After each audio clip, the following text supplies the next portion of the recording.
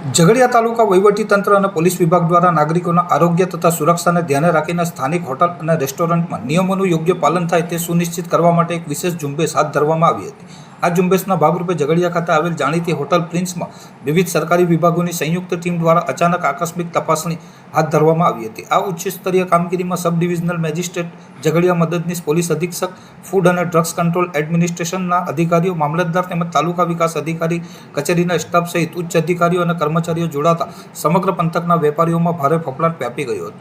તપાસ દરમિયાન food and drug વિભાગની ટીમ દ્વારા હોટલના રસોડાની સ્વચ્છતા, વપરાતી ખાદ્ય સામગ્રીની ગુણવત્તા, સંગ્રહ કરવાની પદ્ધતિ તેમજ ખાદ્ય સુરક્ષા અંગેના જરૂરી લાયસન્સની વિગતવાર ચકાસણી કરવામાં આવી હતી। આ સાથે જ મહેસૂલ અને પોલીસ તંત્ર દ્વારા હોટલ સંચાલન માટે જરૂરી તમામ કાયદાકીય મંજૂરીઓ, ગ્રાહકની વિગતો દર્શાવતા એન્ટ્રી રજિસ્ટર તેમજ આગથી બચવા માટેના ફાયર સેફ્ટી સહિત સુરક્ષાના સાધનોની વર્તમાન સ્થિતિ અંગે સઘન તપાસ કરવામાં આવી હતી। સ્થાનિક પ્રશાસન દ્વારા સ્પષ્ટ ચેતવણી આપવામાં આવી છે કે જાહેર જનતાના આરોગ્ય સાથે ચેડા કરનાર કે સરકારી નિયમોનું અનાદર કરનાર કોઈપણ સંચાલકો સામે આગામી દિવસોમાં પણ આવી આકસ્મિક તપાસ ચાલુ રાખવામાં આવશે અને કાયદાકીય જોગવાઈ મુજબ સખતમાં સખત શિક્ષાત્મક કાર્યવાહી કરવામાં આવશે।